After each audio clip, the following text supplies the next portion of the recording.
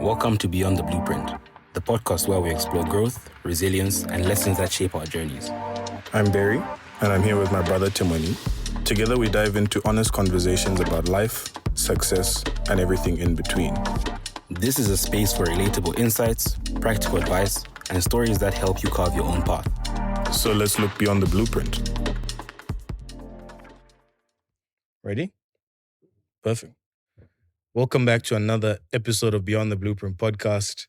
A few things I would probably need to get out of the way is, for starters, shout out to Inyati, which I think is owned by Kansanshi Mining PLC, for letting us use the space. We really do appreciate it. I can't say you should check it out because it is one of those things, but thank you very much nonetheless. How are you guys doing? My name is Barry Chamalonde. I'm a host on the podcast. We have a few rules here, which is like, share, subscribe, and pay it forward.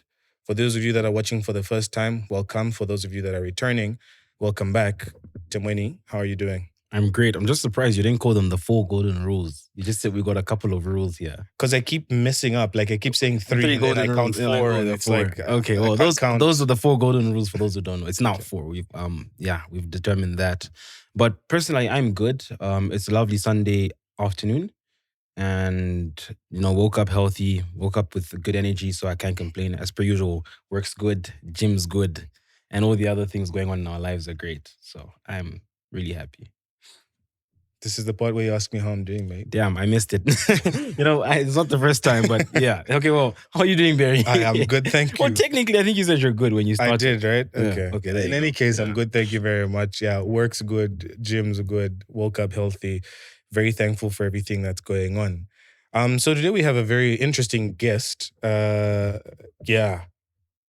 can say so much, but I think, let's just get into it. For those of you that are listening, there's someone sitting between us. And for those of you that are watching, you can see that there's someone sitting between us. So without making it any more awkward, Axel, how are you doing? I'm good, thanks. Yeah, well, woke up well as well. Had a good Sunday so far. A good time with the kids this morning. And then very excited to be here with you guys. My first podcast experience. And very, very dreading to find enough word to speak about for an hour and a half. But I guess I do that at work all the time. So exactly. I'm sure we'll make it okay. Yeah. So for those of you that just heard Axel speak, you probably picked it up. There's an accent. I was waiting when we're going to break that. We didn't address it before, so we're addressing it now. So my advice to you is sit very close to that rewind button, because if you don't understand or hear what he says, or turn on the captions, or just turn on the captions. If the captioning tool can figure it out, manage to figure it out. Quite frankly, I have to ask him to repeat a few things if we don't understand what he says. But no, Axel, thank you very much. We appreciate it. Before we get into Timweni, icebreakers. Okay, so usually what we do is we give our guests 45 seconds to tell us about themselves. So it could be anything that comes to mind. It's, as Barry likes to say, it's sort of an elevator pitch. Mm-hmm. So you go on for 45 seconds, I'll turn the time on my phone on, and just whatever comes to mind, whatever is important. Please lead with your names. Even if I know you don't like to say a surname, right? Actually, I don't think. So that's okay. You see, we're already starting with a very interesting piece there. So I've got to. Oh, now let's start the 45 seconds because this is about you. Okay. Yeah. You share. Yeah. So. Okay. This is about him, right? Yeah. So lead with your name. All right. So my name is Axel, and my last name, and never pronounce it. It's an interesting story about it. So. We'll discuss that later, I'm sure. I'm father of 2, happily married, working at Kansanshi as assistant general manager. So for those who are not familiar, Kansanshi is one of the biggest, if not the biggest, copper mine in Zambia. And basically, I've been in Zambia for 10 years. I've been working with First Quantum for 15 years, basically never really spent much time in my home country of Belgium, where my family still is, or my extended family. I love motorsport. Don't ask me too much about my prediction on the score tonight for the World Cup. It's going to be motorsport. Can tell you about the Formula 1 race that starts in 15 minutes. 45. Look, love spending time here. I love computers. I love bit of everything that's around AI.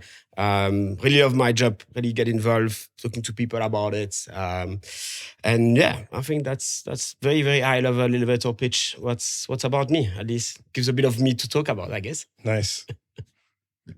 1 minute, 23 seconds. I thought you'd stop me. No. We do that deliberately. Yeah. Because we have some guests that struggle to get through 45 seconds, and clearly you can very comfortably get through the 45. Yeah. The 45. It goes to show, and he's told us a lot about his work. Like I'm sure he's more or less broken down. I think we can even end the podcast here because he's told us all about himself. Yeah. I'm kidding, but like obviously, I don't know if you mentioned your job title, but you just said you work for Kansanshi, right? Yeah. Like, hey, we've got a second icebreaker. Oh, yeah, let's not get into it. Yeah, Yes. sorry, mate. Second icebreaker is tell us something about yourself that if the viewers found out, they would be surprised by. Maybe now would be a good time to tell us why you don't tell people your name. No. That's a hard one, yeah. Well, I guess the fact that I never said my last name, probably an interesting one. So the reason is that's okay. So my home language, my native language, as you would have picked from the accent is French. But again, very important point, I'm not French. Okay, I'm Belgian. Don't come and say to a Belgian is French. It's like capital mistake, right? Yeah. Otherwise, then we have to stop this podcast now. So that's number one rule. So, but I went to school on German speaking. So in Belgium, there's 3 languages. There's like Dutch, French, and a very small portion, which is like 70,000 people that actually speak German. So it's a German speaking. And then the schools are in German. So I went to school in German. And my last name is Germanic in its origin, but it's actually sort of so when I went to German school, I started pronouncing in German because we pronounce it in a certain way in French. And I said to my family, but I think it sounds like it's not the right way of pronouncing because it should be in German. And then turns out that probably it was actually not really German. It was some sort of dialect, local dialect, because it's all different dialect every 10 kilometers where I'm from. Sounds a bit like Zambia, isn't it? Yeah, a lot like Zambia. A lot like Zambia. And then basically in that dialect, our pronunciation was probably not too bad. So my sisters are very pissed at me because I make them change the way we pronounce our last name. So now I stopped completely. I'm like, I'm not going anymore in this story because I don't want my sister to get nervous at me again. But can you tell us the correct way so that they're not upset at you? I want to keep it secret. Okay. Do you know how long I've been trying to get him to Get it say out of it. Exactly. I've been trying to get him to say from like the first time I ever met him. Yeah. And I'm like, just I'll close your door. So now- you can just tell me. But when you're like in board meetings, I mean, like with the board and before you pronounce your don't you pronounce your full name? So it's funny. He says he's only ever had to say it twice, right? Yeah. Twice in a work situation. And he said the second time he had to say it, or the 2 times he had to say it, he was so upset because he had to say it. But I don't know. You tell us what happens in those instances when you have to say it. Look, I think like at some point, like it's a funny game, but some situation you really have to be, you really have to say it. So it's fine. I'm like, okay, I said the way I think it should be now. And then, it's fine. It's just a personal game for myself and for you, because obviously you get very annoyed every time. I don't answer your question. So. I mean, I don't get annoyed. I just really want to get it out, right? I think I tried to convince your wife once to say it, but yeah, she didn't. She's on it. She's in on the plan as well. Seems like he's managed to convince. I guess you have to try the kids next. Maybe. It might slip up. I think maybe that's your avenue there. So interesting enough, my wife, when we discussed that with my family, she's like, I don't understand how you guys cannot even agree on your last name. So it's more that she's sort of gutted with it. Look, you guys keep going, and I'm not taking part of this game. Yeah, go get involved. Yeah. Okay. So for people that are in the mining industry, this will be a relatively interesting conversation because for those of you, like Axel already said, he's the assistant general manager at Kansanshi, and Kansanshi is a pretty big mining company in Africa, in Zambia in particular. And we're going to unpack work a little bit, but we're also just going to try and get a sneak peek behind the person who is somewhat at the helm of an organization of that magnitude. So, if you've wanted to know what Axel thinks, this is a good opportunity to listen in. Where did I want to start? Yeah, we like to start with early childhood. You've already given us a very nice opening there with surnames and names, and you talked about sisters. We like stories. That's what we do now. Okay. So tell us a memorable story from your early childhood when you were, up to primary school. Something that you remember. I remember getting beaten or winning a prize or annoying your sister. He's laughing like attempting to run away from home. Mind. Yeah. Tell us, what's your go-to story? So it's funny, and because you want me to talk about myself, which I find a bit uncomfortable. But anyway, I'll take us through on that way. But so I come from a farm, right? So it's different. Farming is obviously different in Belgium than from here. It's very more intensive, because the soil is more fertile, it's more productive. So it's a dairy farm. So we used to have cows, I think 70 or so. All my parents, my grandparents, a lot of my uncles and aunts and stuff, right? They're all farmers, basically.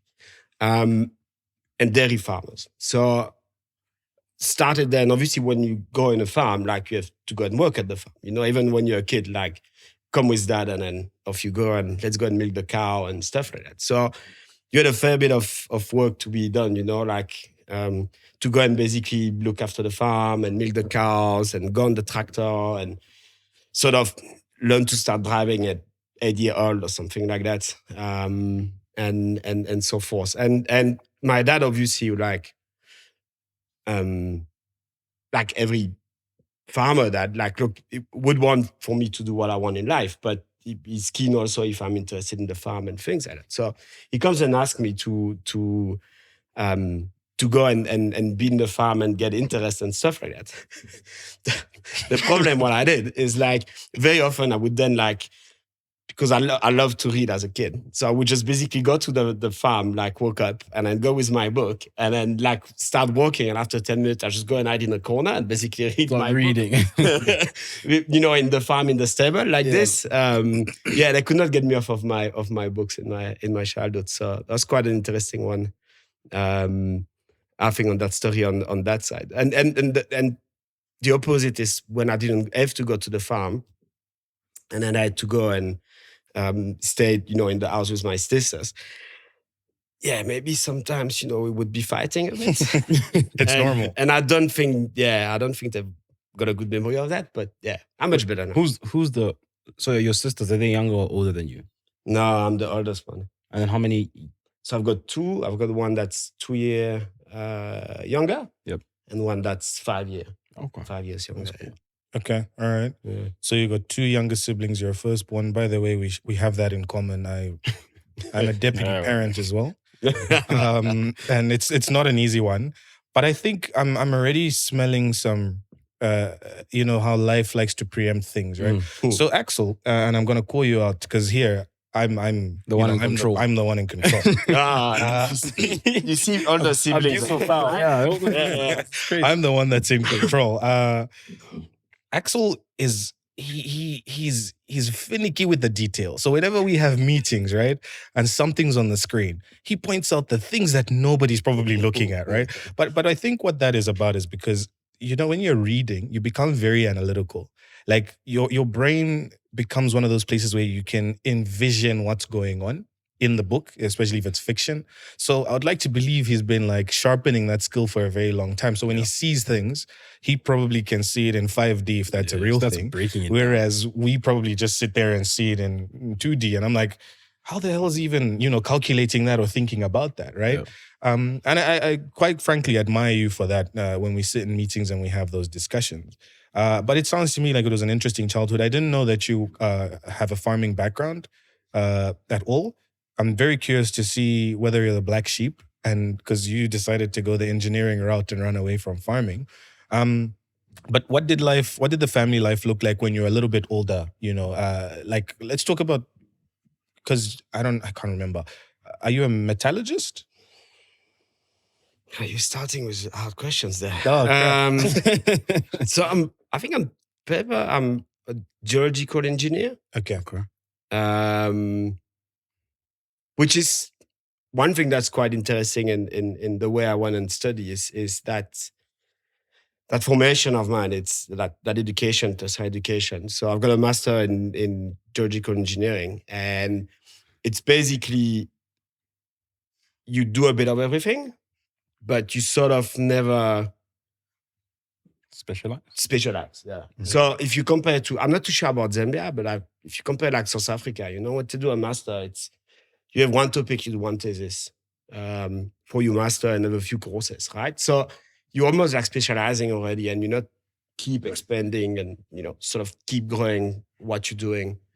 And that's one thing I found very interesting about my education at university, because it keeps you very broad. And so basically to go back on that story on my university, it's a story about not being able to decide.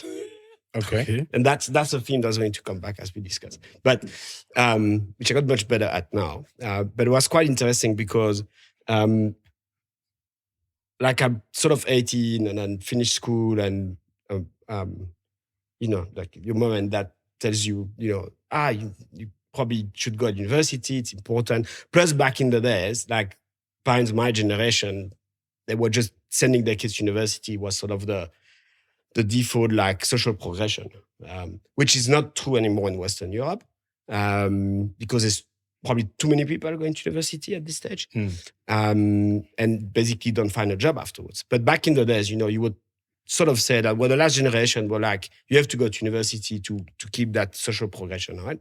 That social ladder climbing. So I was like, okay, what am I going to do? I'm not too bad at math. And which is probably more where the details come from than the reading. Okay. I'm not too bad at math, so okay, let's do engineering. Because it doesn't lock me in something. If I would go and say, okay, I'm going to study history, then you're stuck in history. It's engineering in Belgium. You don't pick a branch of engineering when you start your bachelor. You just do engineering for like a year and a half, which basically means chemistry, physics, maths. That's all. That's the only thing you do for a year and a half. And then basically after a year and a half, you have to decide what you want to specialize in. You have to pick sort of two options. You have to pick, it could be mechanical engineer or physics civil, or whatever, civil, things like that. So back at that time, now I'm 20 and I'm like, oh, okay, cool. I want to save the world. And, how do I kind of save the world? Let's save the environment. And, so I decided to go what's closest to environmental, which is chemistry and geology.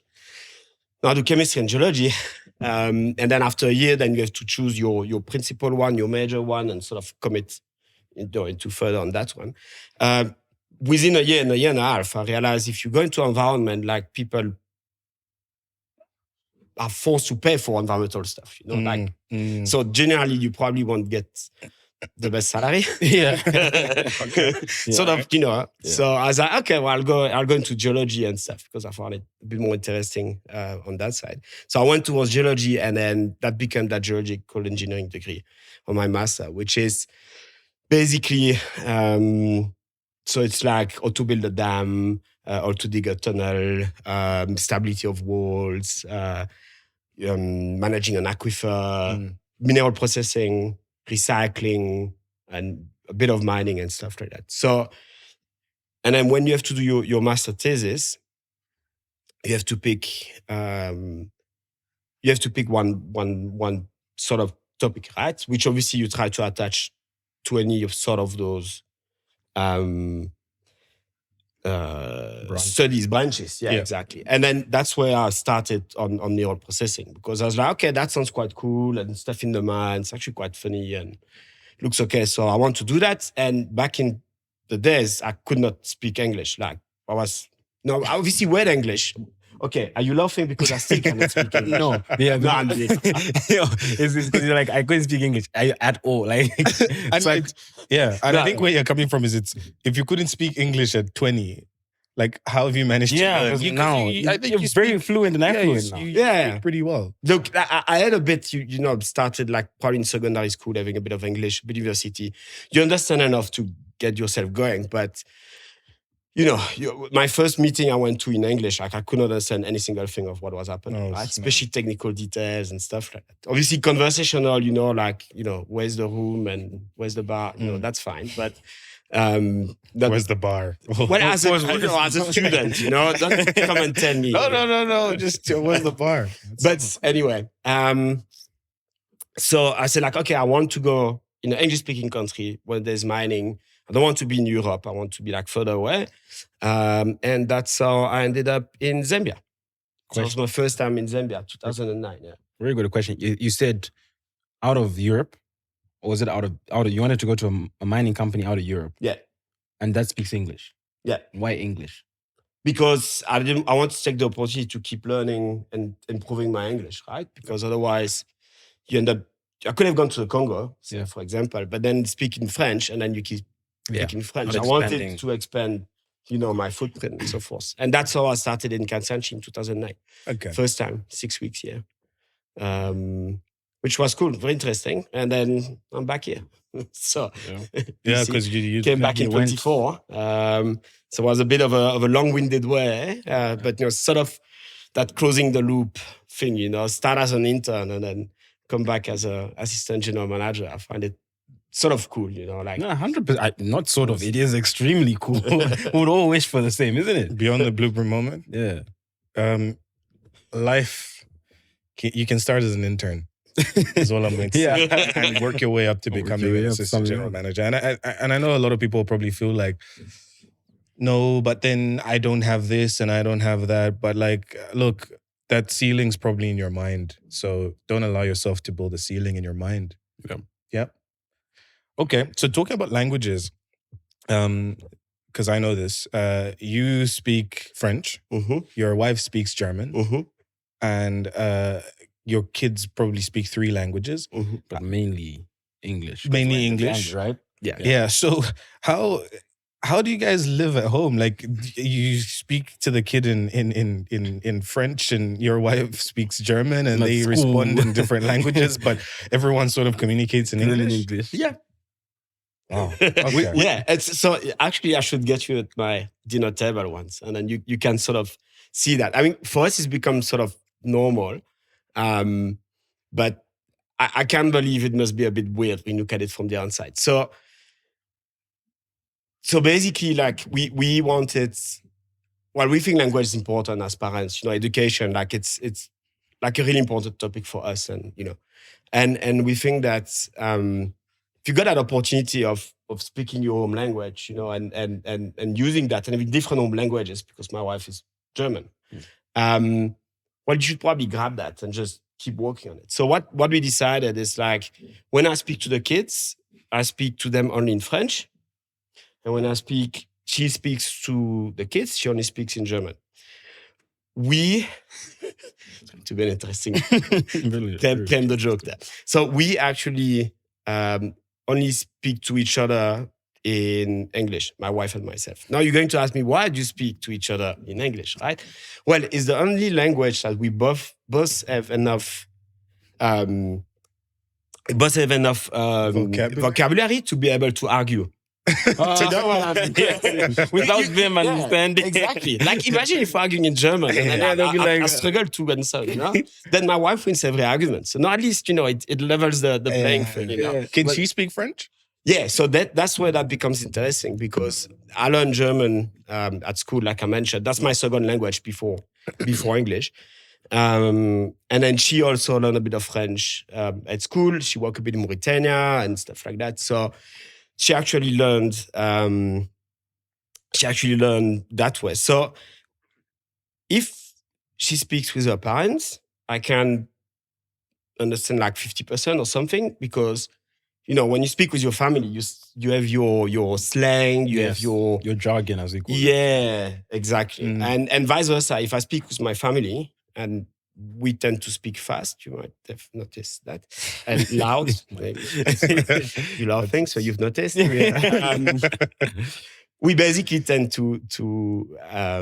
She also would not understand everything. But if I speak to the kids, I speak slow and a language, a vocabulary that's easy enough for her to understand. So she understands everything I say in French to the kids and understands everything she says in German to the kids.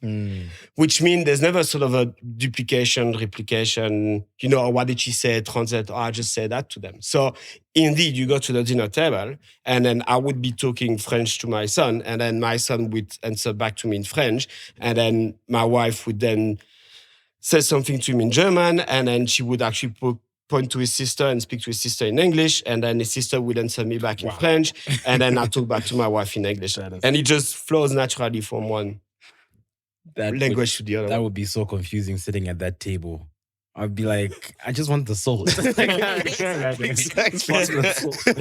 goes like a way bolo. The message has to get decoded until it gets to the other end. It's like, it's like Chinese whispers, except you can hear what everyone says. Exactly, and still don't get the correct message. No, exactly. And then to go to your point, sorry, Beria, because you mentioned earlier, like what's the native language and what's the. So basically, we had the question ourselves. I know you got those two kids, you speak to them in two different languages. We don't speak to them in English, but obviously you at home, you at school in English, we've got like the nannies in English and stuff like that.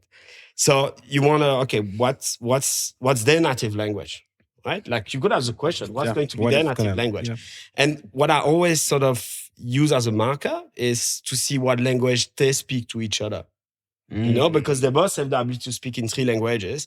And when they speak to each other, they speak in English. So I'm like, okay, no, I know that your native language is English. And that's why you see now, like they're fluent in English, they look fluent enough in French and German, but obviously struggle a bit more, a bit of workload. And then we start throwing some Bemba in it now. So they can get a bit of that as well. I mean, if you're in Zambia, might as well. I think it's important. And take the opportunity. So that's the nanny to speak a bit more Bemba with them.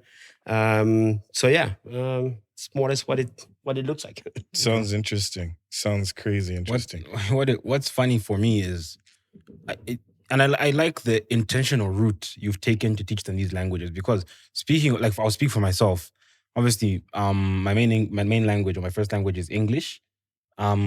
Bemba is my second one, which I'm not very great at, because Barry can attest, and everyone, a lot of my friends who are very fluent with Bemba, sometimes even put me on the spot or mess around with me and ask me to speak in Bemba, which doesn't go very well, considering that I'm half Bemba. But that's my second tribe. And then I did Spanish in high school. So all the way through my IGCS is my senior secondary, I did Spanish, and I even wrote my Spanish exams and my finals, which I didn't do very well in. I'm not even going to say my grade, but all I'm saying is, if you're like, it depends on your kids or the people you're dealing with. Like for me, the problem is I'm not a person who naturally picks up languages, so I have to be intentional. Like I lived in Lusaka when I went to uni, where they speak a lot of Nyanja, which is another local language. I can't even pick up a sentence. So I'm one of those people where like languages don't stick. So all I'm saying is I like what you're doing for your kids, where you're being intentional about it. Like this is how we manage it. Because if you just like speak and expect, because there's some people who just pick up, but if you expect to just like do that, they might miss out the French component or only be able to get to basic French or basic German. So it's really cool. Like, and it's very important. I think like for me, education it's one topic I really like, and I'm very keen in. I'm involved at the school here. With the parent committee. I'm on the board of Geological as well, which is a educational company around Northwestern Province. And I think education is I think it's one of the core components that what's your legacy in life? Like, you know what I mean? What do you leave behind? Like, you can leave great achievements and stuff like that. But if you start by be able to leave behind, sort of well-grown kids, that have grown, they're good people, they're capable, they take opportunity, they learn a lot, they love, they're smart not by genetics, but they're smart because they actually do an effort to be smart, right? Like people which are actually driven, they want actually to get that effort, they think outside of the box. It's amazing, I think if you can do that. And I think it's part of the stuff, trying to do at work. It's a bit more complicated where I am now, but before in the rest of my career is like always trying to take an opportunity to grow someone. If I can say, look, no, I'm leaving this place or this job or whatever, and I see that I've enabled some people to grow and get promoted and move forward. It's just big gratification, and I think that's one of the best things you can do. But that you need to be intentional. I think there's always an aspect where if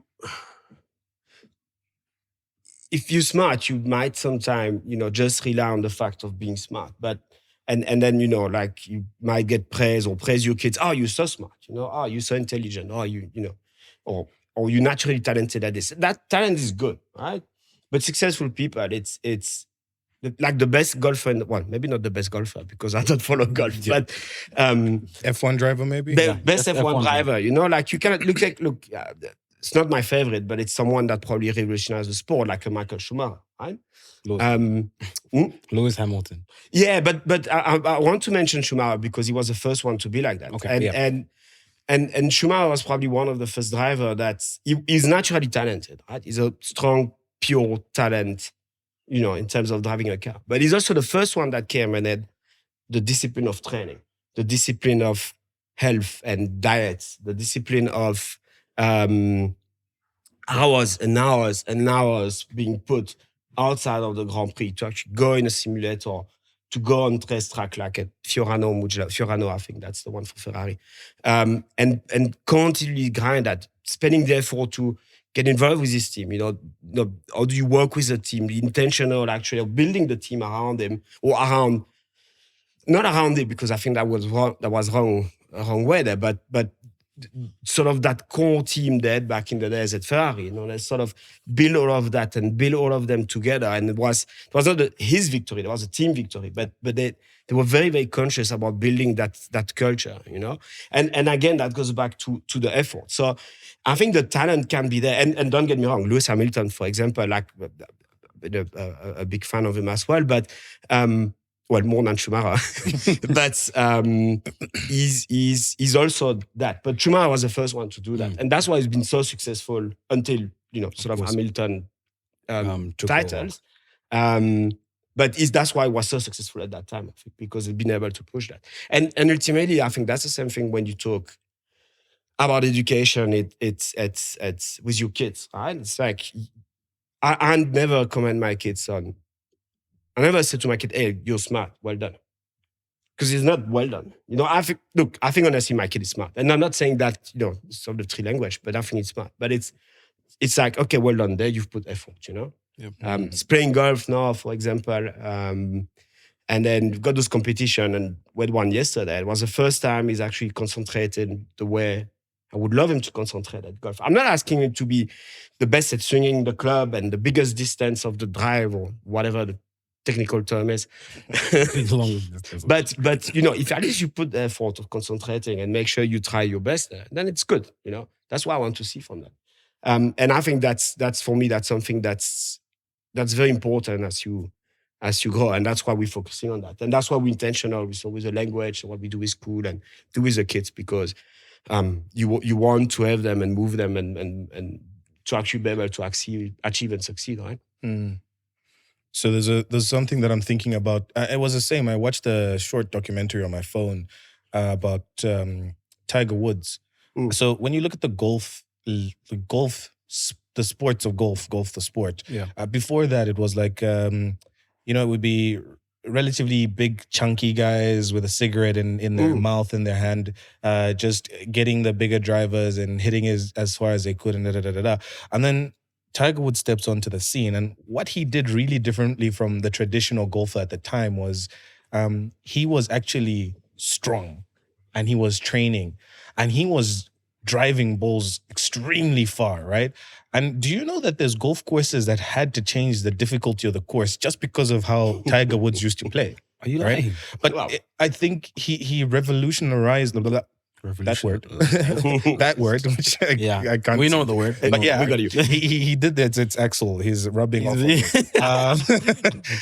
me. But he did that to the sport to the point where people started changing. And this is why golfers now are a lot more athletic. Like before that, they used to be, and there wasn't a lot of money in golf. But then what he did was he started inviting crowds of people to golf. But anyway, what I wanted to pick out was the discipline component, the working hard, the putting in the hours component, which you've brought out. And that's essentially now what I want to say as a Beyond the Blueprint moment for the listeners is look at how intentional Axel and his wife are being with their children, right? And some people joke about it and say Project Mbappe. This is a version of Project Mbappe in their own way, where they're being very intentional and active in raising those children and not just relying on the talent, but also it goes to that nature and nurture conversation, like nurturing that talent to be more than just that and actually having the hard work component. And another classic example where we see this is football, the Messi and Ronaldo conversation with Messi is talented. I'm not saying that he doesn't train and he doesn't do anything, but then there's Ronaldo who's like dedicated his life to trying to become the best of the best. I'm not going to say where I lean. I'm just using that as an example. But that's very interesting. It also sounds to me like you're a family man and you really love your family, and that's a big part of it. But how and the $1 million question I want to ask here, and because Timoni and I have this question. And before I don't want to cut you short, but before you throw in your question, I also had a Beyond the Blueprint moment from his what he said. I like what he said about like the importance of education. I'm also big on education. You're passionate about that. I'm like, because obviously there's, life is multifaceted. So some people are like leaning towards experience, some people lean towards exposure. There's many things, and obviously all of them are important. But I'm a big believer in like getting educated. And why I think education is so important is there's a certain level of depth that you get with education. And I'm talking more in the formal setting. I understand even just generally like, you learn from work, but like in a formal educational setting, that'd be like you spoke of training, like at work and that sort of stuff. Because I'll talk about accounting, for example, right? Or finance, accounting and finance, whatever, because that's what I know. It's very easy for someone to think they know because they've watched a couple of YouTube videos and say, this is the share price. And the most important ratio is earnings per share, and this is the dividends. It's very easy to think you know. But the depth that sitting in the classroom or understanding the subject at its depth goes to, like in accounting, what we call double entry. Understanding how the money, how the transactions move from balance to balance. So the depth that it gives you, and having that depth is the benefit is obviously when something challenging comes, you understand from a very basic and plain level. It's like Excel. Like working with Excel spreadsheets. Bear and I work with Excel spreadsheets all the time.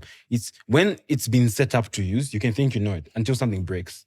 And then now you see the skill of the people who actually know how to troubleshoot and get to the bottom of it. So that depth that education gives you is like a major one. Oh yeah, and like, and maybe one thing and that's why I think like it's from a work perspective as well. That's very important that we keep offering those training, and not just like a compliance training. You have to be trained on that, so tick the box. But how do you give, for the people, we'll talk about talent, we'll talk about development, like how do you get people to actually be able to expose to something else?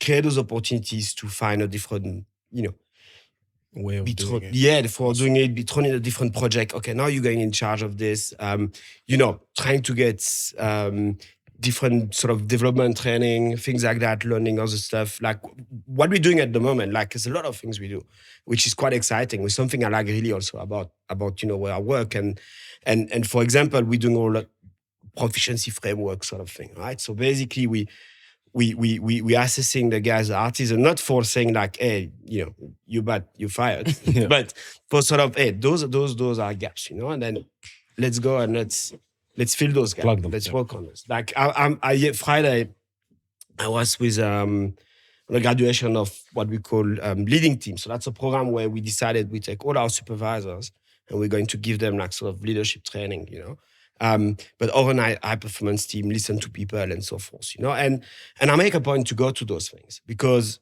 like, first of all, obviously it's important for me, but it's actually, you showing to people that you care about them and you care about their growth and the development, like that. Yeah, where we can make a difference, let's be there and make a difference, right? And then you get that feedback, you see what works, you see what doesn't, you reiterate the cause. I personally myself sort of check the content, make sure I was aligned with it. And all of those things are very, very exciting, I think, in the way we can do it work. And where I'm, one of my probably strongest opinion about Zambia for the 10 years I've been here, so I've been here now 10 years, is one thing I think we really need to keep pushing forward is education in Zambia. And the sort of free education thing, you're saying it's good because now you've got much better attendance. Like, I think we're reaching 97.8% in Zambia or Northwestern Province in terms of, attendance of kids between year 1 and year 6, right? Or year 7. Early years a bit lower, but then now you go to secondary, then you start dropping the ball to 70%. You go to upper secondary, you drop to almost like 40%. And there's 3% going to university. Now, I think if we can keep working on the quality of education, and keep bringing up people, through the ranks from the education system in Zambia. I mean, that's where the future is. And I think that's just going to unlock so many possibilities. I mean, we struggle to recruit people. There's a lot of jobs. You cannot find people. When we started S3, so for the viewers, S3 is the big project, the big expansion at Kansanshi, right? Now, suddenly you invest $1.3 billion. You need 800 people to run that. A lot of them are artisans, Usually the guys actually ends in the grease sort of thing, and actually doing things and fixing things, right? And I think at some point, we just could not find any more artisans. And we training as, Kansanshi, we training like intern and so easy. We training like, I think it's 100 per year or something like that. We just could not find them. You could not find them in Northern Province, Northwestern Province, right? You just depleting the stock. And you sort of have to go outside and keep, okay, let's go in Lusaka. Let's see, okay, did we check the sugar manufacturing, maybe get a guy that works with a pump there or whatever, or conveyor. And I think that's an interesting thing as we see a lot of, people coming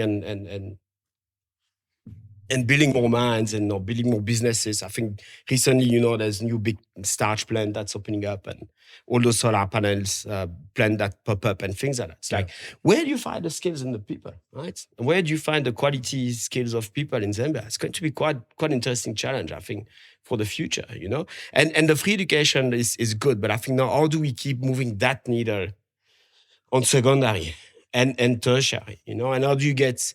I think there's also a component of, it's not just a component of quantity, it's also a component of quality. Yeah, that's another thing. And that's one thing where, all due respect to the system in Zambia, I think there's still a lot of work to do on the quality side. And I think we can get better. But I also get very excited now when I see youngsters like I mean, not disrespecting when I don't know you, but like you, Barry, when I work with you, like it's quite exciting. We see a lot of youngsters coming up with like brilliant idea and brilliant minds, out of the box thinking. They will go and drive, make things happen. Like it's exciting, In my position, it's exciting when you see that because you sort of see the future. I'm going to sound a bit, a bit too like a PR promoter content, but you start seeing the not only the future of the company, but also the future of the country, and that's for me excites me a lot, and it's really something we need to keep working on, in my personal opinion, which is just my opinion, but I think a lot of people would agree with me. Like we're going the right way, but we need, and I say we as Zambia, we need to keep pushing on that, in my opinion. Yeah, so I think what I've taken away from that, and I hope the listeners take the same thing, is educate. Like I guess we can't say it any better. We can't say it anymore. And look, I think there's some people who feel like they feel hard done by education. Like, but I got a degree and I never got the job, or what is it really doing for me? There's a business guy who has no idea how to read, but he makes a lot more money than me. But like, look. as a person, I guess you need to try and be as well-rounded as possible, right? Like you can have hands-on skills, but you also still need some literacy, some ability to do math and all those other things. And you can only really get that through some sort of formal educational system, unless you're very convicted and you can teach yourself how to do simultaneous equations, which I don't think would be the easiest thing ever. But you're onto something. And I think, look, you and I interact a lot. This is one of the first times I'm hearing how passionate you are about education. So, I mean, hopefully for the listeners as well, they'll be like, I've never seen that side of Axel before, and I never knew that he's that passionate about education. Yeah. Do you, so the question that I was going to ask before we jumped into education was, what does an AGM do? What does an assistant general manager do? But I wanted to add on to your question, and this is something I was thinking about as you were speaking. Nice, but or let him explain. Then I'll ask my question. I won't forget. Trust. Yeah, so let him explain. I don't want to bias his answer. Yeah, let me I want to hear it plain and simple. And for context, right? Think about it like this from an organizational perspective. By the way, I don't. Some people might not even know what an AGM is. I was about to say, an AGM is an assistant general manager. That's what Axel is. If you see, he's a little bit famous on Instagram, not on Instagram, LinkedIn. On LinkedIn. Yeah. I see quite a number of posts. Like he got a shirt recently with his name on it. That was made in Zambia, correct? In Solwezi, yeah. Made in Solwezi. Yeah, we supported local businesses, and then we had. So I'm digressing slightly from here, but I think it's quite cool because we've been supporting. Like for a year and a half, like we started reinforcing our local business support, and a lot of it is again training, education. So we're not going anymore. We don't say like, hey, there's money. No, right? This is the worst thing you can say. Yeah. Hey, there's money. You don't give money. Like there's a lot of argument around aid, and a lot of people think, look, aid is bad because it's just giving. Yeah. Like what you need to give is teaching how to fish. You're just giving the person. Yeah, exactly. Right? Yeah. It's all that teaching that grows, that capabilities, build that capability, build that capacity, build those skills so you can actually see something that's sustainable. Like because the day I remove aid, let's say I'm giving aid. The day I remove aid, then what happened? Are you better off than before aid? No, you're not. You're probably not, right? So you want something that if tomorrow the mine closes, it's not going to close tomorrow, but I'm imagining a fictitious fiction. Yeah, hypothetically speaking. Hypothetically, imagine the mine would close tomorrow. Like whatever we've done needs to be able to keep going, right? If you cannot, like from an investment in the community and people and so forth, if you cannot do that, then it's pointless. You're wasting, I think, your time, your energy. So to go back to that, we started that local business development sort of program, and then we get some companies to go into it, and one of them is finally getting PP and shirts and boots and leather boots being made in Solwezi. So we actually got those shirts made, and what I insisted to the guys come to me, it's like, oh, now we made this shirt, and look, and it's made in Solwezi. It's like, yeah, where does it say? It was not on the shirt. Not on the shirt. No one would know. Go and write it there. Like, even write it there in big, proudly made in Solwezi, because we need to be proud of those things, Before I'm not sure where we got them before. Let's say maybe we import them from South Africa, or even if it's from Lusaka. But if you can get that business there, keep going, super out of the mines there. I mean, it's great, but let's be proud about it, Let's be proud about our achievements, in Zambia or in Solwezi or Northwestern and stuff like that. So, and that post got me actually quite I think 700 likes or something. Yeah, I was like, when I checked it out, it was like 300. Yeah. Okay. All right. Look at you. The boots look pretty cool. Yeah. You're about to become a little bit more famous with Beyond the Blueprint podcast. Yeah. Exactly. I think we need to ask for a pair of those boots off screen. And a shirt or two. But that's very nice. It's nice to know that that's some of the work that we're doing. Yeah. And when I say we, I speak then as a First Quantum employee. But it's nice to know that that's some of the work that First Quantum is doing through Kansanshi with the local community to try and build that capacity here. So then that way we're not leaving, First Quantum at the time in the hypothetical world, when it comes to an end, is not leaving this place high and dry, but it would have built some critical mass to keep itself going. But yeah, let's go back. An assistant general manager. So for some of you that might understand the way an organization might be structured, it's different in different organizations, but you get a general manager, who, by the way, we've been trying to record an episode with. Maybe this will be the nudge and he'll finally record with us. And then you get an assistant general manager, which is Axel. Then you get all of the managers who essentially manage the various departments. So you sit in a bit of what some might consider an awkward place because you have to... Like a conduit between them. Yeah, like you report to the general manager.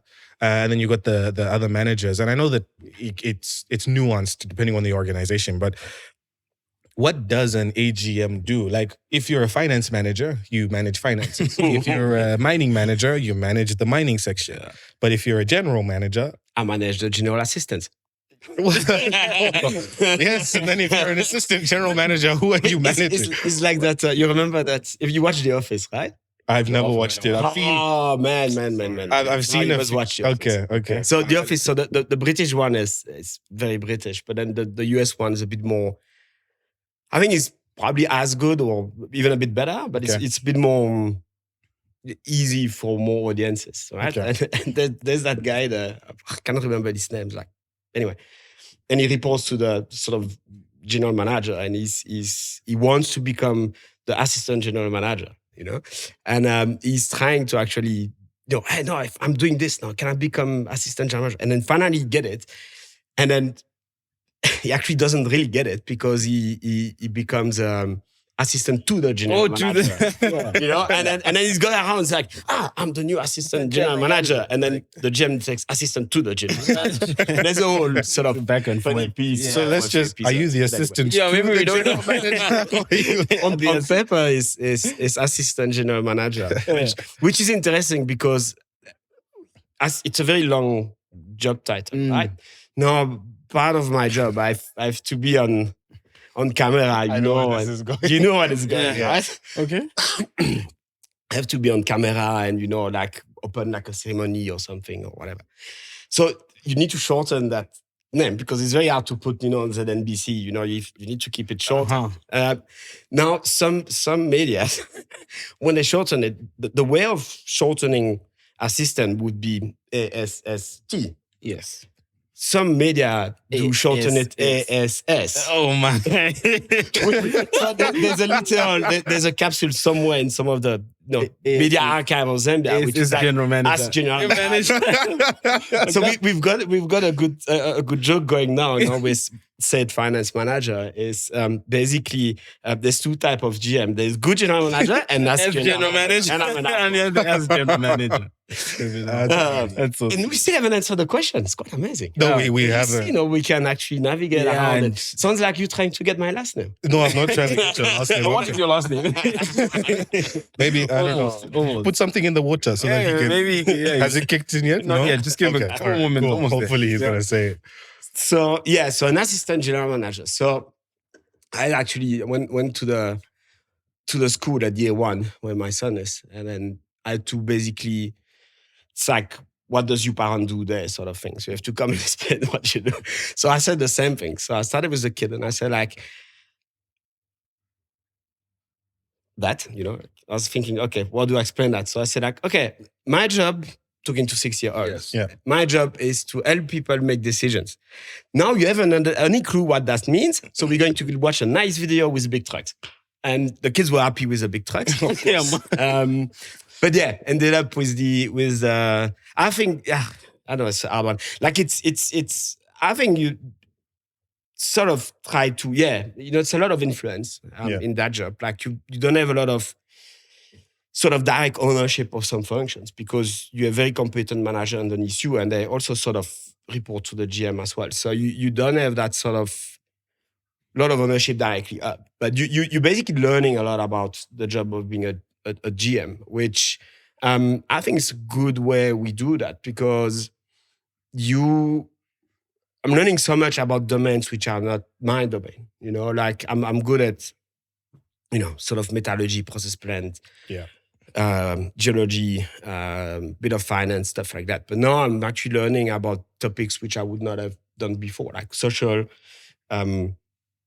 environmental a bit, and so forth. And there's a whole facet of the job you actually go and learn to see. So when I think hopefully one day, that because it's a learning role. Like I think they're doing that so you can go to the next Of course. stage, right? And then you basically have a much stronger, better, wider understanding and background, and then that also enables you to open up and broaden your horizon and things like that. So I think that's a lot of that, and then I think on a day-to-day basis now with being more comfortable, it's really trying to see how I can help people make decisions, right? And why I say that is I want, in the best case, an ideal case, in the largest case, I want the managers to make the decision and to own the stuff, because I think it's very important that the managers people must have ownership of their job, right? I don't want to use empowerment in this context because it sounds like you've done, but all my career I sort of been working on empowering a lot of people to go and make those decisions, go and learn how it works. Like I don't want you to just go and punch a number. You have some. When I was in flotation superintendent, when I came at Sentinel 10 years ago, you had all those operators running around, or not running around, being on shift on the plant and supposed to operate the plant. And back in the day, we had the very, very early days, where some guys that were, I don't know, like sort of project process plan managers, was way structured. Yeah. And some of those guys, they would basically send an email and after there's like, manager instruction, do not reply, And then this is what you do for the night. Like you put this reagent at this SL at this at that, and you don't change. And wow. Yeah, wow. Right? Yeah. And you sort of, like it's an extreme case, right? But then you ended up, so the first thing I did when I came was like, okay, like scrap this thing out. Okay. So now you guys, because you talk to the operator, you talk to the guys, you're like, I'm here like 8 hours a day, right? Like, sometimes, 8 days or 12 days every 16, right? Yeah. I see what's happening. I know what's wrong, what's the issue there, and I can make a decision, right? And it was a very difficult period of time. The pen was sort of slow to start. But you end up then with those operators being just basically shackled, Then you unshackle them, you empower them, and you say like, okay, you guys can go and make a decision. Now that comes with the need to coach, right? You cannot just tell them to make a decision, but you don't give them the tools. Yeah. Right? That doesn't work. So try to make sure, okay, the shift is finished. Let's go and talk. What happened? What did we do? How did it go? Now this thing, that thing. Okay, there you could have made that decision a bit better. Or there you made a good decision. That's good. That sort of coaching, driving, guiding of where there's those gaps. So those gaps for the person become better and more rounded and so forth. And the more you do that, the more you can relieve that empowerment and say like, okay, good, now I know you can run a bit more and a bit, keep going and so forth. And obviously that doesn't kind of happen with managers because I've got very competent people working with me, but you still sometimes, you want to say, okay, there's something that we need to make a decision. And how do we go to that decision? And you want them, I'm very consultative in my approach, right? So I tend to ask like, okay, what do you think? What are the options? What are the stuff? My opinion on this is like, I'm not too sure this would work and I'm not too sure this would work, but I think maybe something like this, could we look at that? A bit of back and forth on the details. But at least when we've got a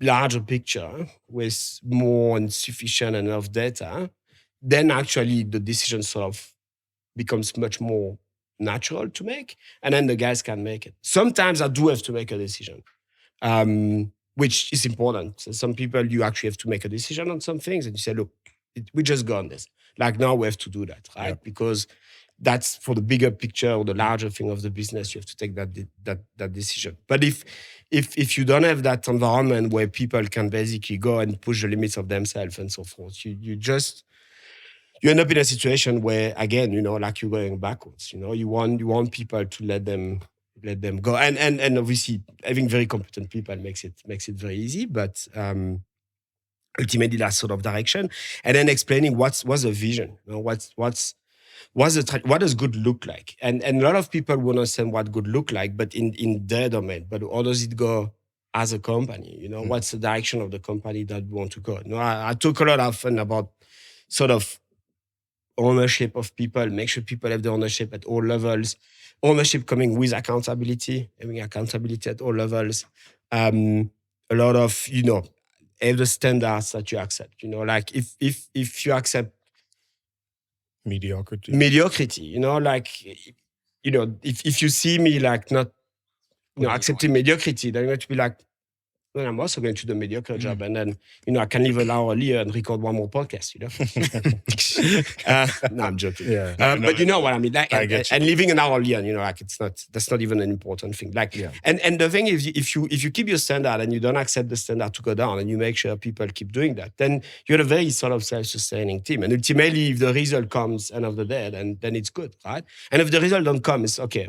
Now, go and ask the right questions, right? So it's like, what's happening there? What's the stuff? What do we see? But, you know, and try through those questions, sort of guide an understanding, generate that curiosity of looking a bit outside of the current situation, you know?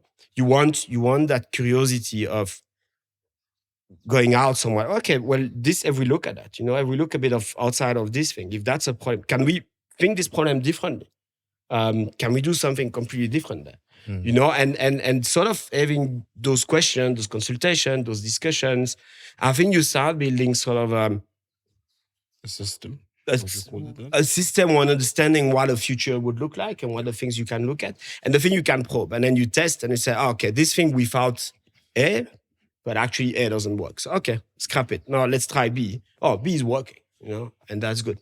And there's the same thing with that curiosity, is like to always keep sort of trying, keep challenging yourself and trying and failing, right? And again, that's saving that comes with that sort of, you know, delegation, empowerment, whatever.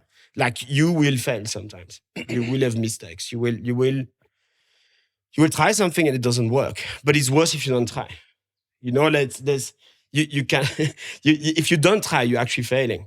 You know, if you try and fail, you're just learning how to not fail the next time. You don't want to fail completely, massively all the time. You need to be still apply a bit of smart and make sure you tick some of those boxes before that. But you want enough that you say, like, maybe I want to try this thing. And that's where it becomes interesting, coming back to my story at Sentinel at the beginning, because we ended up in a situation in the end where I would come in the morning, and the supervisor on night shift was a smart guy, but also, you know, sort of put the effort at learning the stuff for it work. And he come on night shift, like, no, I just changed the flow sheet because I thought it would work better, like in that situation, which probably a lot of minds in the world, you don't sort of change the flow sheet. So to explain what a flow sheet is, basically changing the direction that slurry is going, you know? Okay. So basically the relationship between the various elements in the circuit, which generally is something that's pretty much fixed, but you want flexibility, so we put flexibility. And then we just, the guys excited right now. Yeah. The finance people have switched off. Yeah, look, and it's not, you can probably argue and come back to me, and I listen to your argument, you know, and say, like, it's probably wrong. You probably don't want to allow that. But also the guy tries something new on night shift, you know, and then you come in the morning, what is working? And we kept it. So I thought that was like a very interesting sort of moment. You could probably argue it's not best sort of practices. You know, in terms of sometimes you want to make sure you make that in a controlled manner so you don't lose opportunities there. But you know, that just probably shows that people have got that ability to go and find some of the solutions, right? And sometimes that's in particular if you don't understand what the problem is. You know, what's the root cause of the problem? So, yeah. Okay, so being a general manager, assistant general manager is learning, empowering, curiosity as well. Being curious, asking questions. Yeah, which you said he's pretty good at. Yeah. No, he's very good at that. And I think, and understanding what a good-looking future is. Sharing the and assisting the business to go towards that direction. Good-looking future. Okay. We're going to go into something very interesting, but I just want to ask the dumb question. Like, I think we've asked this question before to a lot of people who are in your situation or in your position. Is it hard? Is it hard? The job? Like, look, I guess sometimes we get this, and Temweni, you can add a little bit more to my question. Sometimes we get this idea that the further up you go, right? And some of the listeners might think, the further up you go, the harder it gets, right? But Temweni and I have a hot take that being a manager is probably not as hard as some people think it is. What I just want to find, like, it's a very open-ended question. It's Purely just that. Is it hard? And maybe Is it just easy? to add on, obviously, you've had an extensive career with lots of different experiences, lots of different countries. Does this feel hard relative to all your different roles? I guess the question I can throw back at you is what is hard? You know what I mean? Like physically hard, no, obviously not. But, you know, there's a lot of different ways it can be hard and stuff like that. One thing I used to say in back in the days, and which is it's very arguable stuff, but like a good manager does nothing. Like imagine the managers who's got extremely competent people around them, and they all know exactly what to do and which direction to go and stuff like that. And you can trust them because, you know, with the authority, the stuff, the experience, things like that. What do? You do not do things, actual go and do things. You know what I mean? Like you just end up thinking what the vision is, leaking what was the future, which direction we're going, and sort of those things. But you end up with not doing much. You know what I mean? In terms of being hard and having to actually do stuff, a good manager probably doesn't do much. But where the probably the hardest is, it's like I think as you go, like it becomes different. Hard is a different hard. You know, like it's the difficulty there. For example, one thing which is very, very difficult, or not difficult, but it's challenging. Challenging is the word. Yeah, it's the breadth of the job, and I love that. Right, I hate routine, like doing the same thing over and over again. Like I don't like that. I like, but you would basically one of my day you like start the morning, go and walk in the plant, so processing plant, so one function operations, and then take a drive, go and look something in the pit, which is another part of the function, come back in the office, sort out like some queries from finance, or work with finance.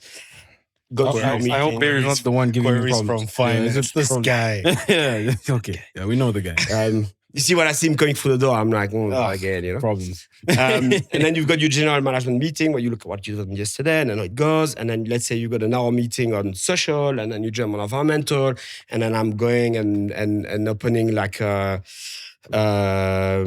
the next sports event we're sponsoring or we're creating, you know, and have a bit of a press conference around that. And I go back on the way back, I look at the whole we're building in town, you know, and what we're doing there and how that's going. And then maybe, you know, in the evening, then I'm trying to do some of my emails again and check, okay, what's been happening on what I haven't looked at for the day. Yeah. So you've got that aspect of moving from one topic to the next, right? All the time. And you need to be able to keep your eyes on the ball, I guess, on how we said we would do this and we're going that direction. Are we on track to keep going that direction, you know? And a lot of it's talking to people. Like compared to 3 years ago, or let's say 5. 5 years ago, I could spend a day basically not talking a lot to people. You know, maybe an hour and a half across different things, whatever. Yeah, there's sometimes I swear, I don't stop talking the whole day. There's always a meeting, someone in my office, someone else, go and do this, talk to that stuff. Which is quite interesting. The only time I don't talk is at lunch. So I go and drive to lunch, and then I put my plate, I put my phone, and then I just check my WhatsApp, and no one come and sit with me. And it's not because people don't like me. Well, I hope. But I think people know that, okay, that's sort of the only 10 minutes where I don't have to talk to someone during the day, and that still on WhatsApp actually. Yeah, mind you, and then come back there. But the rest is look, and it's cool, it's interesting, but it's always so. You going back to is it hard? You go back home, and it's like, what have you done today? It's like I just talked. Yeah, you know? And I think that's the difficult point, like because like where Barry and I are right now, right? You set your goals for the day, or you set your targets, and you see how much you achieve, and you can easily like gauge how productive your day was. And it feels very good when you come out the other end having achieved a lot of those goals. But like with you, as you said, you can set goals and targets, or even if it's scheduled in your schedule, a lot of it to people will look like oh, you just went and sat at that event for an hour, like, and then like opening of a school, then you was like chatting to that manager and chatting to that other manager. So and it's also another difficult thing, I think, is the shift from being an operational guy. Because as you said, like 5 years ago, you were just you're like stuck in the detail, working, and now you're talking to people. But going back, that's one thing. But going back to something you spoke about a good manager does nothing. I agree with you. But again, personally, I always envision when I will become a manager. I think there's certain, and you can give me your opinion on this. I think there's certain things where a manager should lead by example, because if he doesn't lead by example, he or she doesn't, or they don't lead by example, the team will slip up. Like one for me is punctuality. Yeah. Like, of course, you don't want your manager to be like doing everything, because if they've created a good system and a good team, the team should be able to execute those duties. But like punctuality, I feel like a lot of the times, and that's just one, like for me personally, like I believe I always want to be punctual. And just to throw for you, I would also then say visibility. Yes. You know, like be there. Yes. Be That's there. like people should feel your presence as much. Exactly. As, so obviously people have different management styles, but you see some people like doing their own thing. And so I don't know what you have to say on like, don't do the work, but like some of those things are very important, you know? Yeah, look, I guess, look, when I say good manager does nothing, it's also like throwing a bit of a spanner or a thing, you know, the way. And it would probably be in a perfect world. That's why he said, and all your subordinates were doing everything the way they're supposed to be doing it, and the system runs perfectly. Yeah, but you still, I mean, it does nothing in terms of like, you don't go into the details and go and do this thing instead of someone else, because you got someone that's supposed to do it and does it. I mean, in actual physically doing, but you still go and like lead people and talk to people and visit, check on the field, see how that's going, sit down with someone, ask him how he's doing, you know, how is there going, go and check something else, talk to that guy, make sure, okay, where's the vision, what's the direction, you know, that we want to go, like where's the next opportunity, maybe, you know, where's the gap that we can go. But it's a lot more sort of talking, thinking, exchanging, seeing, I think. You still have to do it. Like nothing is an abuse of language in this case. But I think there's really an aspect where you go and be able to just sort of drive with the people there. It's still kind of busy, and we still have too much admin and stuff like that. And obviously we're not. I think we're all very busy. Yeah. I think the guys I'm working with are incredibly busy, you know. But there's one thing which is very interesting at Kansanshi. It's one of the most complex operations. Surely, like probably in Africa, and if not even more. I mean, there's some of the guys. Like incredibly complex. Everything is 2, 3, or 4, you know, and then you have to manage different things in parallel, and you're all the time busy. And the guys working for me are all the time busy. But also because we know where we want to go and what good looks like. Right? If you go there and you achieve it, then you still want to keep challenging yourself, because then what is the next good look like thing? What is the next opportunity? Can we extend that a bit further? Can we do better in, you know, different training program for people or things like that. But it's incredibly complex, and people are very busy with that in terms of managing that complexity on a day-to-day basis. But yeah, you don't want to actually go and have to go and do yourself on the details, you know, and some of those stuff. And that's the trap. That's the trap of you go and do the details because you don't let people do it, or micromanaging, right? And that's what the good manager does nothing things. It's the opposite is the micromanager, right? It's the sort of you go and actually do the stuff yourself because you don't trust people can do it. Or you don't spend the time training them or coaching them or guiding them or providing the resources. Probably, especially at my job, it's more providing resources, having the right level of resources and the right level of people to actually be able to go and do those things, right? And that's when the trap of micromanaging, it's always very present. The more you go up, the more the trap of micromanaging is there. And sometimes you really need to force yourself to go out, you know. Something that I had to learn a bit at the beginning is how do I go to the point of like, no, okay, I step back from this. I'm not supposed to. Now it's interesting because it's almost closing the loop, because almost some of the guys come back to me and say, can you check this detail in particular? But they're not asking me. They're not asking me as a manager. They're asking me as a peer. Okay. You know, because we know, let's say I've got a couple of topics I'm relatively strong at, that because I've done that, you know, so my life. And then the guys come like, hey, can you ever check on that? Because I know you've done that all your life, so you can have a look at it and see how that goes. They value your opinion. Basically. They value the opinion, yeah, exactly. So yeah, and that's why the good manager does nothing. It's being the opposite of a micromanager, right? And that was obviously a bit of a town there. But yeah, ultimately that's what it looks like. Sounds like quite a lot.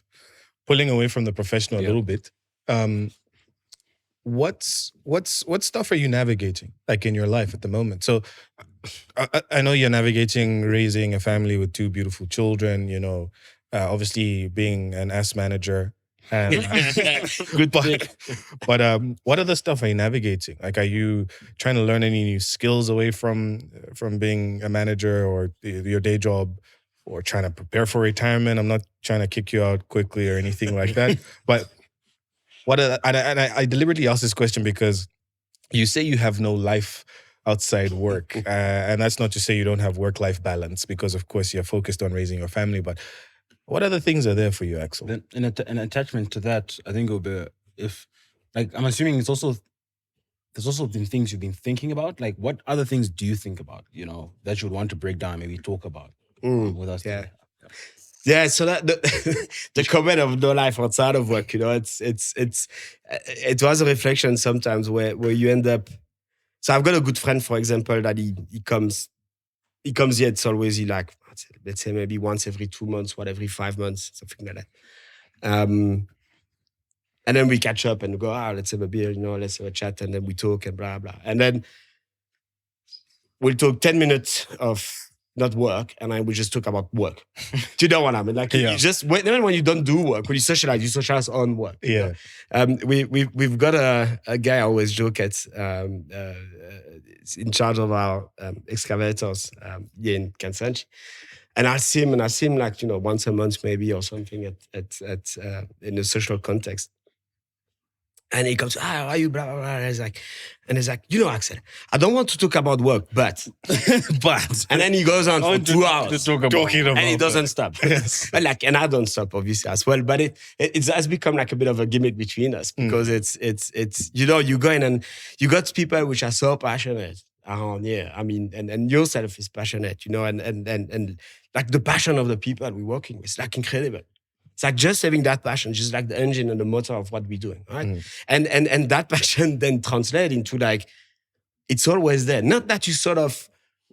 You're forcing it. You're not forcing it. And it happens naturally. Yeah, but it just happens naturally that you want to talk about this because how do we, you know, like, maybe that brings a different way of seeing that. Don't toot berries one too much, because you walk around the office with the big. Yeah, that's true. Yeah, okay. Don't worry, the rest of the thing I'm just going to slash it. Yeah, but yeah, nah. But back. You see, yeah. So that's what I was meaning. You know, when you're done, you always sort of. When I try to think what are my hobbies, I'm like, yeah. You know. So I think that. So what I've done. So one thing that defines me, and again, you want me to talk about me, so that's what I'm doing. But is I think I mentioned also I don't like routine. I'm a very broad sort of guy, and I would always do something sort of different. Like in terms of sport, for example, like if I look over the last 15 years, then I had a past where I'd like study a bit with gym or whatever, and then I moved to Finland from Mauritania. I was in gym, and then moved to Finland, and I was like, oh, okay, I want to run a half marathon. And then I stopped the gym. No, I still did a fair bit of gym, I think. And then I started running, you know, and training for running, blah, blah, blah, blah, blah. And then I did that race, 21 kilometers. It's like, okay, no more running. And now I was like, okay, go back to the gym. And on the gym, I was like, okay, I want to, what was it? I think back in the days, it was like doing 25 reps of 100 kilo squat or something. I don't know. Oh. 5 by 5, like not 25. Yeah, sorry, a bit easier. I just wanted to. So 100. Yeah. So 5 times 5 and kilo or something like that. Okay. And then I did that like every sort of, you know, 3 times a week in the morning. Used to go to the gym, and then okay, boom, that's done now. Okay. Let me go and start cycling now. And then I didn't go to the gym anymore, you know, and then I started cycling. And then now this year I came back and doing half marathons. So I've done like, I don't know, a few times 21 kilometers over the last 6-7 months. A bit of a medical condition, so now I haven't been doing much. And I was going to go back on the bike and then try to do a long distance race, like 75 kilometers, you know, sort of mountain bike race and stuff like that. So I like to change from one thing to the other one. Like 2 years ago, I was learning piano, and then I didn't especially reach what I needed to reach, but I went to then do woodwork, and I built the whole tree house for my kids, like a whole big. So my weekends I was building that big tree house and stuff like that, which was quite cool. And then I went a bit of those medical conditions, and I started like programming AI agents.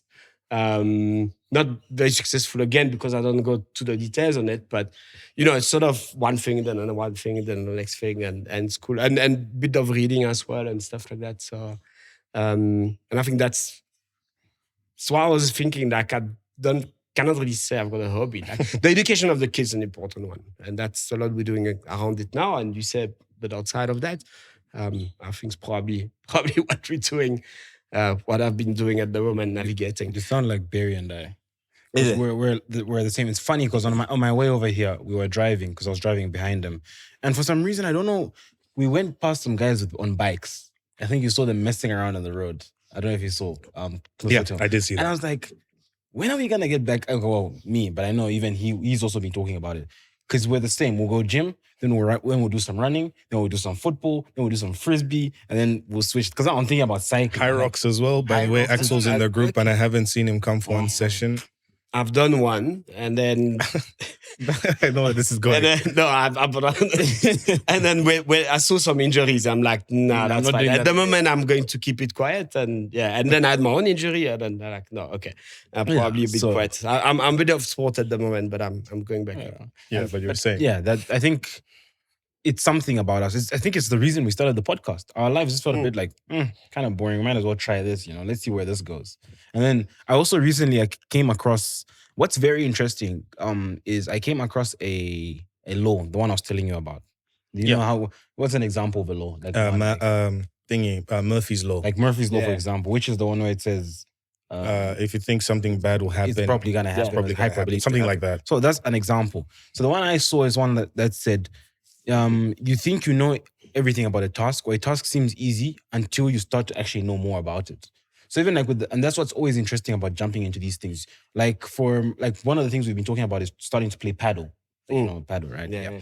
And it seems very simple off the face of it, but I'm sure when we get into it, they'll be like, oh, this is the type of racket you buy, or this is the type of shoes you wear, and this is your technique. So I think that's what it's the learning component that you spoke about. Exactly. There's so much to learn. Even with podcasting, it looks very simple off the face of it, but we've been learning so much and learning what challenges comes with. And obviously, the more interesting thing is even how do you overcome those challenges? You keep your mind, Yeah, exactly. And I think touching on a point there, and make a joke afterwards, but touching on a point there, which is quite interesting, is it's always that growth component, right? So I was thinking a bit about, now Barry told me, you have to come and talk about yourself for an hour and a half. I'm like, oh. And then I was like, okay, so he's going to ask me a question. I'm going to come on this. And I was like, actually, a lot of the stuff I'm doing is that continuous growth and learning. I think that's a big driver behind the blueprint.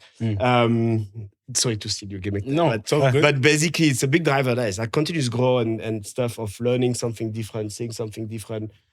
Just keep your mind entertained and keep seeing and broaden your scope, and start bringing ideas from broader fields into what you do, or what you are, and you learn on a daily basis. And you say, well, I learned to do this. And that's actually interesting. And maybe you keep something and you can use it in a different manner, and how do you start combining those things, and just keep extending that curiosity, but not just curiosity that stops there, curiosity that goes into the growth and the learning, and you get a second stuff. And that touched back to the point on education with my kids, right? Mm-hmm. I don't think there's anything more gratifying and successful that you see your kids suddenly growing and learning something, and you're like, oh wow, okay, cool. And it's put that effort into it, it's put his smarts into it as well.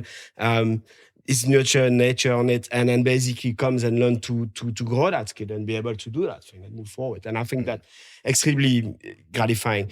The counter argument to that is indeed you end up doing something and it's like, I need to buy this thing and I need to buy a paddle racket. And so now woodwork.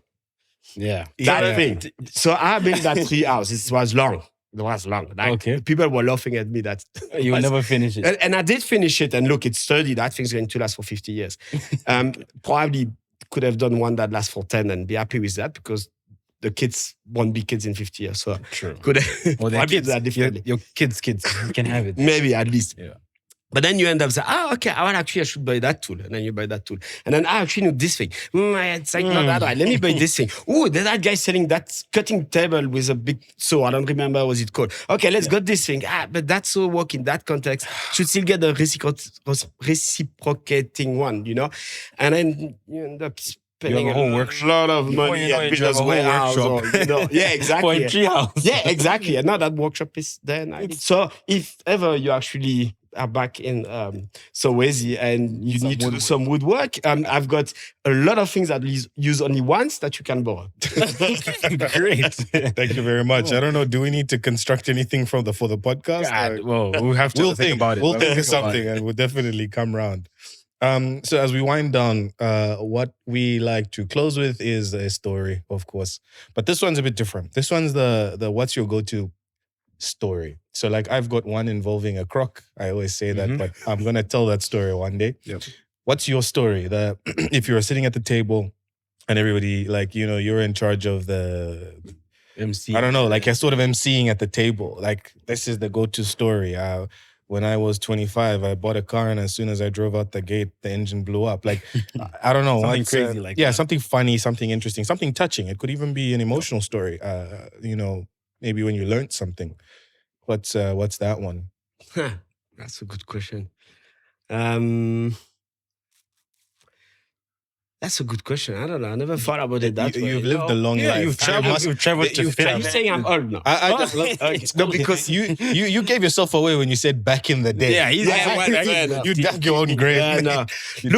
But to share on the point of being old, because you wrote a story. But so I'm doing my medical. So in the mining industry, you have to do medicals every year, right? Yeah. And just to confirm that, you know, your health is good and you're not being impacted, and you know something we might have missed, or you know, despite the protections and whatever. So you go to the medical, and then the doctor looked at me and was like, okay, you know, like, and one of the component of Zambian society, you know, and especially with older people, there's a lot of deference or reference to people in more senior position, right? So doctor is a bit older than me or something like that, and he's like, obviously I'm the ass GM, not the good one. Yeah. Yep. And then it would basically like, I'm sorry, sir, but I'm not sure how to say that and to put that on you. And I'm like, oh, okay, what is this about? And he said, no, but you know, now that you're 40, you know, like you're sort of the crest of the wave. So you know, from now it's going to start to go down, you know, and things like that. So we need to start thinking about different thing and so forth, you know, and move forward. And it's like, okay, where is that going? And then he says, so we need to start looking at your prostate cancer risk. Now, I come from a generation where I always thought prostate cancer testing is they have to finger and up your backside. Exactly. Yeah. And then he said, so he comes and he's like, sorry, I have to ask now if I can school you. But again, you know, that sort of respect Zambian society, you know, that you put there. I'm like, okay, I was like, whoa, where do I remove my pants now? And then not to realize this, and then he says, so, you know, it was the typical doctor stuff. And then he said, okay, it's fine, you can dress up. I was like, oh, okay, is that, and what about the prostate? Oh, no, that's just a blood test. Oh wow. So got me stressed for a while, but anyway, so that was good. But just to say, everyone, like, taking that opportunity, like, make sure you do your health check, make sure you check for that. It's one thing I think we always keep it for lads. As me being a bit older than the two of you, you know, it's always good to start early enough, checking on what you're doing and all that's going. Respect to your body, listen to your body, you know. I think it's always good because there's something, it's very easy, we forget when we're younger and then we come a bit older and it starts to bite. Doesn't bite me too much at this stage, but I can see that coming. So Yeah, you hurt your neck trying to be a 5-year-old. So I was thinking you were going to tell that story. No, because that one I hide it. Okay, all right. That's my secret It's one. no longer a secret. Oops, sorry, me and my big mouth. Okay, it's fine. I'll see you in my office tomorrow. Wow.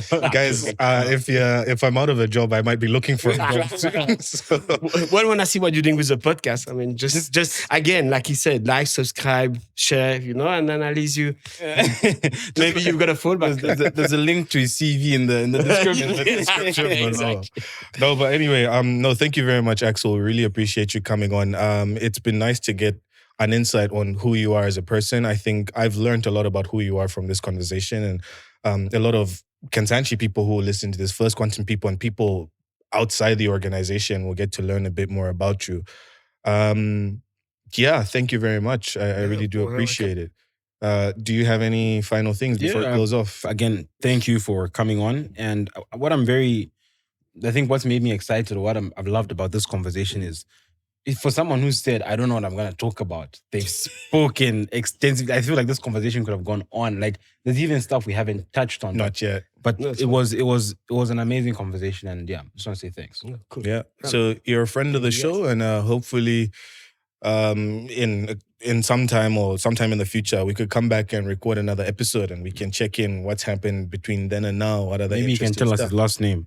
And maybe we could have to finally say your last name. I agree, 100. Yeah. Maybe we should make a better certain number of likes, or not likes, but likes per episode or something like that. Or is it? Let's make an actual bet on that. Yeah, we just need to define a right limit there. But Guys, you heard it. So like the episode if you want to find out Axel's last name. Like the episode, we can get him to say it on a reel, pay it forward. Yeah. So before we close off, I just wanted to say, if you've noticed, Timoni and I are holding mugs, custom mugs that says Beyond the Blueprint and Visor, and our names on the back. So a friend of mine was actually very kind enough to gift these to us. Look, we've been thinking about merch, so maybe this might trigger it. You might not get the same thing we got, but who knows? If you guys keep liking, sharing, subscribing, and paying forward, we might put some out. But yeah, that's been an amazing episode of Beyond the Blueprint podcast. It's been very fun recording this and chatting.